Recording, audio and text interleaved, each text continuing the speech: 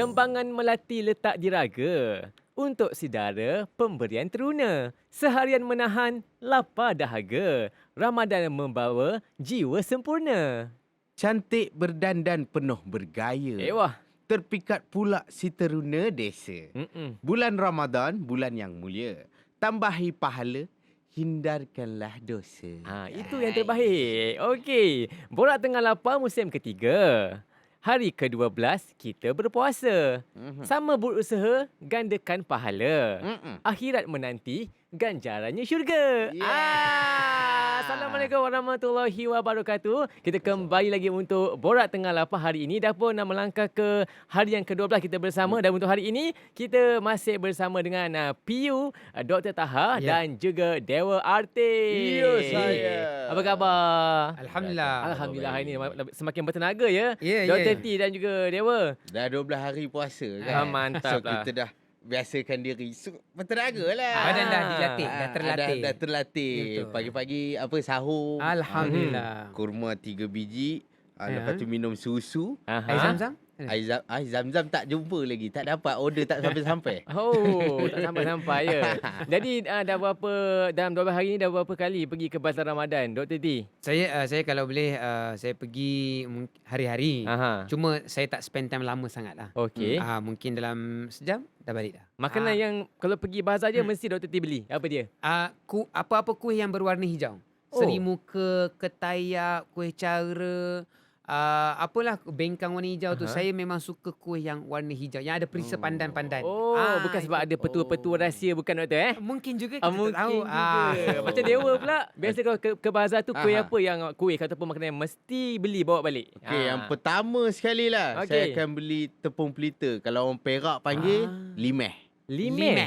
Oh, limeh. Tepung pelita itu memang kalau pergi bazar, itulah makanan pertama saya akan cari. Okey. Hijau jugalah. Hijau juga. Tepung pelita yang mana? Saya tak ingat. Yang atas putih bawah hijau tu, Doktor. Yang macam dalam apa? Dalam putu bambu. Sampan tu. Dalam sampan. Dia daun. Oh ya, daun. dia warna okey. Atas putih bawah hijau. Sudah ingat. Okey, baik. Jadi setiap hari kita ada topik yang kita tanya pada doktor. Dan untuk hari ini, topiknya ialah jiwa kacau, masalah kesihatan mental. Jadi doktor, mungkin doktor boleh bagi tahu secara amnya, apa agaknya masalah kesihatan mental ni dari sudut pandangan Islam, doktor? Alright, terima kasih Azwan. Kalau kita tengok kan dalam Islam, kesihatan mental, dia ada dua perkataan. Kesihatan dan juga mental. Mental ni dia adalah benda yang berkaitan dengan otak kita. Bagaimana otak itu bila tidak berfungsi dengan baik, dia tidak dapat memberi arahan kepada anggota badan yang lain untuk berfungsi dengan baik. Dalam Islam kita sebut perkara ini sebagai ghair ma'qul ataupun orang yang tidak berakal lah bila dia ada gangguan mental. Cuma mental ini dia bukan lahir-lahir dia jadi tak betul terus. Baik. Dia berbunca daripada banyak berfikir, sentiasa resah, sentiasa gelisah. Resah dan gelisah pula dia datang daripada hati. Bila hati tak tenang, jiwa kacau, dia akan memberi impak kepada pemikiran kita. So dalam konteks Islam, dia mudah sahaja. Allah Ta'ala dah sebut dalam sepotong ayat yang berbunyi, ala bidzikrillahi tatmainnul qulub. Sesungguhnya ketenangan hati terletak kepada berzikir atau sentiasa mengingati Allah Subhanahu Wa Taala. So mental ni ada dua. Okay. Satu yang lahir-lahir memang mental. Satu lahir elok kemudian jadi mental. Yang lahir-lahir mental Islam tak boleh buat apa lah. Itu kita panggil majnun. Macam lahirlah majnun.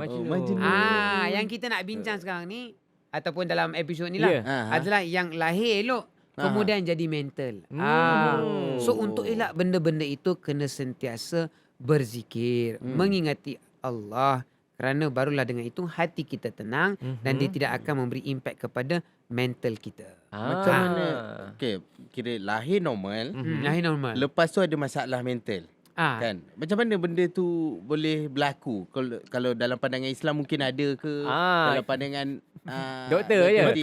Betul. Kita simpan dulu. Kita minta doktor jawab kejap lagi. Okey, kejap Sebab lagi. sekarang kita nak rehatkan minda kita juga. Lagu ni dia boleh menenangkan jiwa kita yang mungkin dalam depresi. Bersama Genji Basker. Dengan lagu mereka, Kasih.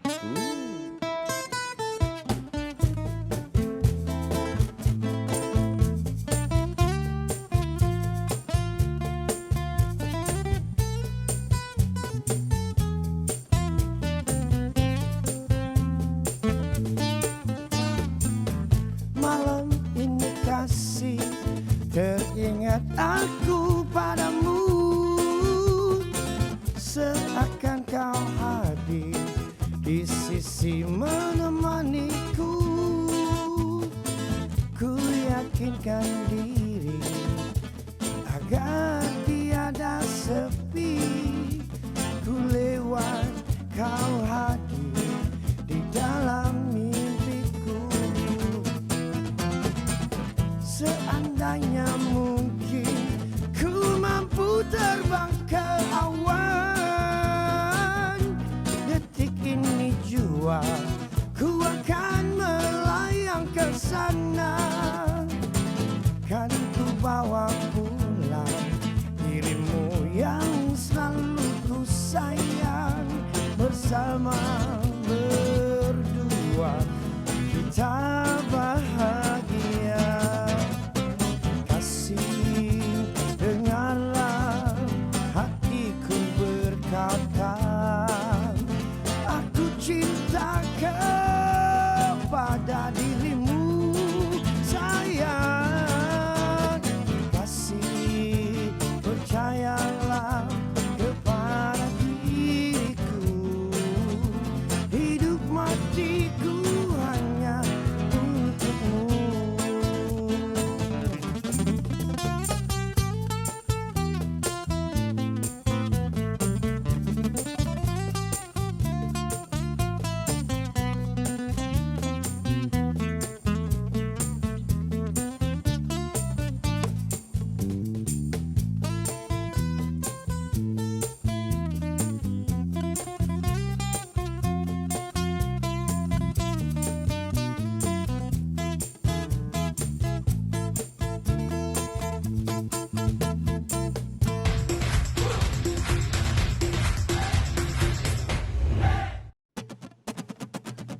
Borak tengah lapang, borak tengah lapang, borak tengah lapang, borak tengah lapang. Borak Tengah Lapang. Masih bersama kami, saya Putera Azwan, Dr. Taha dan juga Dewa Artih. Kita masih berbicara ini mengenai masalah kesihatan mental. Dan tadi Dewa ada soalan kepada doktor. Masih belum menjawab. Kembali, apa soalannya Doktor Dewa tadi? Soalannya begini. Tadi cerita kan ada yang lahir-lahir memang dah ada terus mental. Ada yang lahir normal, lepas tu baru kena mental. Apa pendapat pasal benda tu? Mungkin ada hujannya tentang Islam, macam mana benda tu boleh berlaku? Sebenarnya kalau sebelum kita masuk perspektif Islam, kita kena tengok perspektif perubatan moden. Dewa, pernah tengok tak budak macam kecil, umur 10 tahun ke bawah, dia lahir elok tiba-tiba jadi mental? Jarang ataupun mungkin tak pernah nampak. 10 tahun ke bawah? 10 tahun ke bawah, tak tahulah. Saya, kalau pada saya tak pernah lagi lah tengok. Kan? Maknanya dia lahir elok, tiba-tiba umur 8-9 tahun dia jadi mental. Mungkin terlanggar, terjatuh. Majoriti yang sakit mental ni adalah orang dewasa. Khususnya yang daripada remaja nak masuk alam dewasa. Mental ni berasal, ni pada perspektif perubatan moden lah. Dia bermula daripada tekanan. Tekanan dalam bahasa orang putih panggil stres. Stres, apa maksud stres? Bila ada gap ataupun ada lompong antara dua perkara. Keinginan, ini keinginan kita, ini benda yang kita kehendaki. Bila keinginan tidak mencapai perkara yang dia kehendaki, maka tengah-tengah ni ada gap. Dan benda ini dipanggil sebagai stres. Tak dapat. Nak kahwin dengan Siti, tak dapat. Dia nampak? Dia ada stres, dia ada tekanan di situ. Itu mengata saya tu. Pula. Nak kahwin tak dapat-dapat. Sabar. InsyaAllah ada jodohnya. Itu pertama. Untuk sebelum nak jadi mental, dia kena stres dulu. Selepas stres, nak ajar orang jadi janganlah ajar saya. Benda tu dah lah dekat sangat. Stres ni dah mula dah ni. Okey, tak bersama-sama. Kita dah faham stres, mana dia gap antara keinginan kita dan benda yang kita ingini. Bila kita dah stres, kita layan stres, benda itu dipanggil sebagai overthinking. Berfikiran berlebih-lebihan. Mikir betul tak? Berfikir.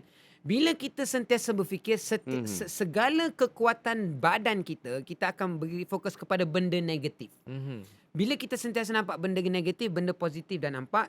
So daripada stres jadi overthinking. Daripada overthinking akhirnya dia jadi give up. Dia putus asa. Persetankanlah kehidupan ini. Maka akhirnya dia ada sifat undeniable, tidak boleh terima hakikat dan dia putus asa. Putus asa itulah saat orang itu menjadi gila dan mental. Saya belum lagi. Jangan putus asa. Rasa tu belum lagi. Tapi stres tu ada, overthinking tu ada. Tapi lepas tu belum lagi. Dia baru takat tu Jangan je. putus asa lagi lah. Tapi kita tengok Dewa ni kuat orangnya. Ada kuat, insyaAllah. Kuat insyaAllah. Kuat orangnya. Okey. Kuat. Banyak yang kuat. Gigi kuat. Kalau pukul kelapa. Banyak yang kuat. Baik, doktor. Ada juga So bila kita dah faham overthinking dan juga apa last kali aku sebut tadi, Overthinking. dan juga lepas tu jadi tidak mental. menerima hakikat. Okey. Dia give up. Dia give up. Yes. Maka di situ Islam masuk. Okey. Islam sebut bahawa nombor 1 dalam rukun iman 6 perkara. Yang nombor akhir itu apa? Percaya kepada qada dan qadar. Dalam Islam, kalau saya tak boleh kahwin dengan Siti, saya dah bercuba berkali-kali tak dapat juga. Akhirnya saya sebut apa? Aku dah usaha ya Allah. Tapi mungkin dah ditulis dalam takdir kau tak nak bagi kepada aku. So aku terimalah takdir engkau wahai Allah. Itu untuk mengelakkan daripada overthinking. Untuk mengelakkan daripada give up. Allah Ta'ala sebut dalam Al-Quran, wala taqnatu min rahmatillah. Dan janganlah sesekali kamu berputus asa daripada rahmat Allah.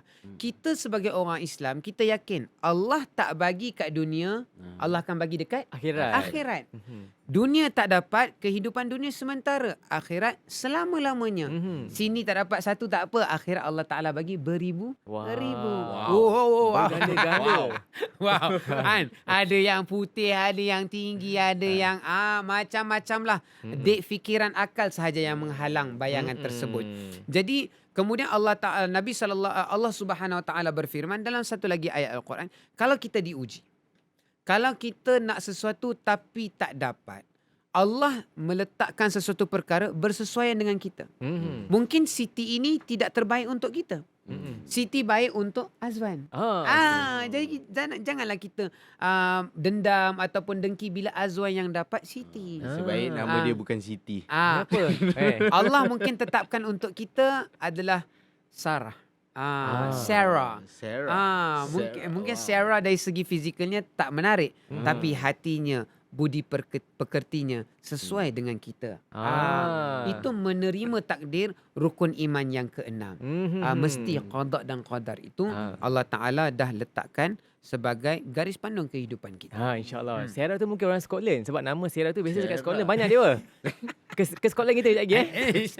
Okey, baik, kita nak berehat seketika. Kita nak kembali bersama dengan live band kita, Genji Basker, dengan lagu mereka yang seterusnya. Iaitu lagu Sarah cakap, bukan aku tak sudi. Jom bersama Genji Basker. Kenapa dengan lagu macam gini lah. Hai, diorang ni lebih pada nak tuju aku ni. Jom, bukan aku tak sudi, Genji Basker.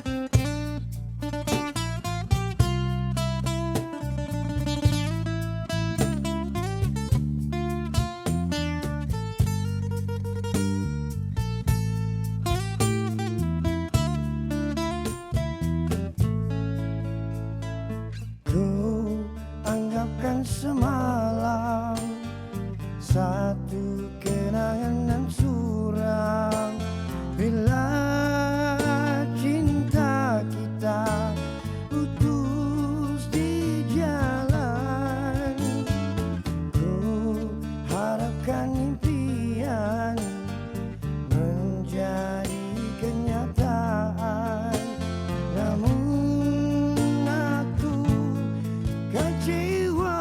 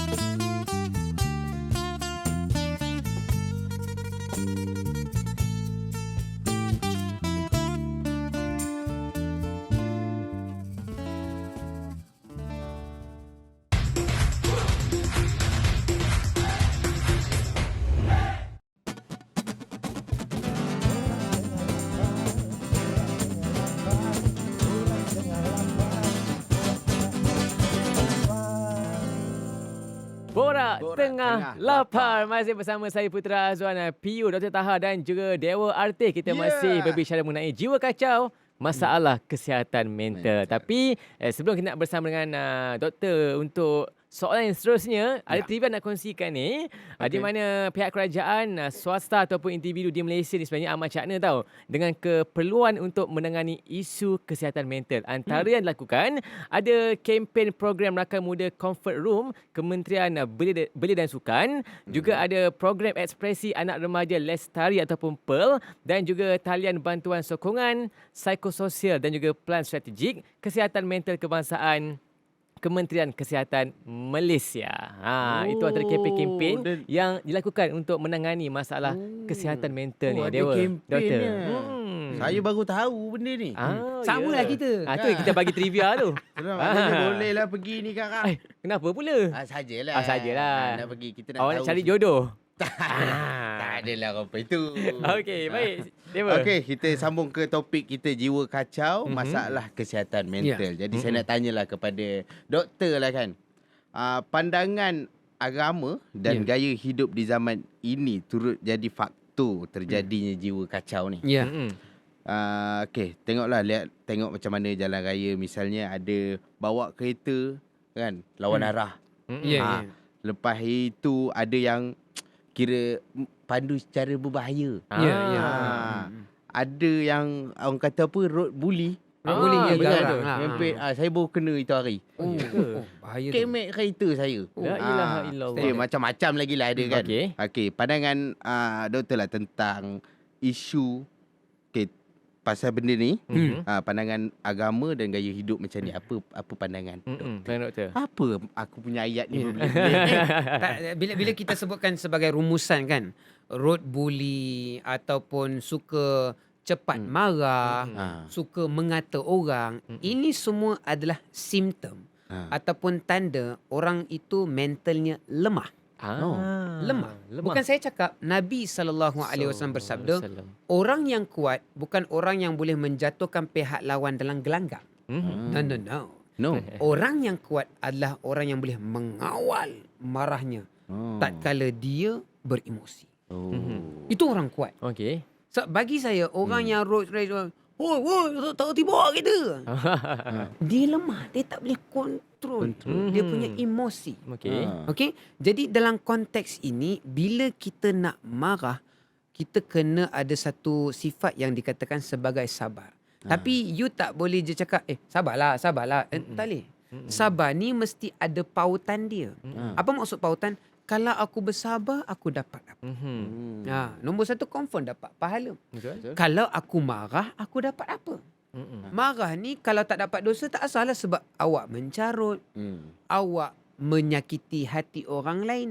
So dengan niat untuk meraih pahala dan dengan niat untuk mengelakkan diri daripada dosa, orang itu boleh bersabar. Dan yang keduanya, mestilah dia melatih lidah dia untuk berzikir. Astagfirullah. Astagfirullah. Astagfirullah. Ni syaitan. Yang ketiga, marah ini datang daripada syaitan. Syaitan dicipta daripada api. Api lawannya Air. minum air bang. Bulan puasa janganlah. Janganlah belum puasa. Doktor ni pun garang. Minum air liuk. Telan alio je. Okey. Dan Nabi bagi banyak teknik dalam konteks tak boleh mengawal emosi. Kalau anda marah dalam keadaan berdiri, duduk. Kalau anda marah dalam keadaan duduk, baring. Kalau anda marah dalam keadaan baring, tidur. Kalau marah dalam keadaan tidur, pergi mampus. Tak ada. Tidur pun marah. Takkan tidur pun marah. Mana tahu mengigau ataupun dia mimpi buruk. Contoh, tapi yang tadi tu betul hadis. Kalau sedang berdiri, duduk. Kalau sedang duduk, baring. Untuk meredakan kemarahan. Itu antara teknik-tekniknya. Jadi doktor, kesimpulan untuk keseluruhan topik kita hari ini, jiwa kacau, masalah kesihatan mental ni, doktor. Sebagai kesimpulan, nombor satu, ketenangan terletak di dalam mengingati Allah. Mengingati Allah paling kurang 5 kali sehari, iaitu solat 5 waktu dalam sehari. Itu paling minima. Dia macam pasport lah. Nak keluar Malaysia ni, nak masuk Malaysia kena ada pasport. Nak masuk syurga minimal kena ada 5 waktu solat. Kalau yang tu pun tak ada, jangan harap kita nak dapat apa-apa daripada Allah. Itu dia. Baik, apa pun semoga kita semua berada keadaan yang baik, yang sihat. Jaga mental, jaga makan doktor ya. Ya, betul. Dan esok insya-Allah kami kembali lagi untuk Borak Tengah Lapar bersama Dr. Taha dan juga Dewa Arti di waktu yang sama, pastinya menerusi Borak Tengah Lapar. Assalamualaikum warahmatullahi wabarakatuh.